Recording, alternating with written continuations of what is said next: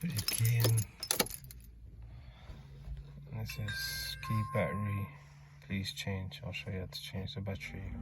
So get your key. Flick the fob open. Just open this bit out of your hand like that. Get a flathead screwdriver. Tuck it in that corner.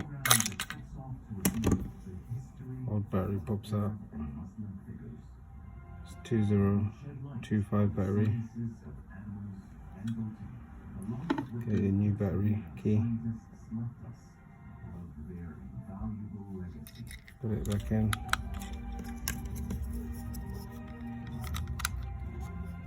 Close the slot. Job done.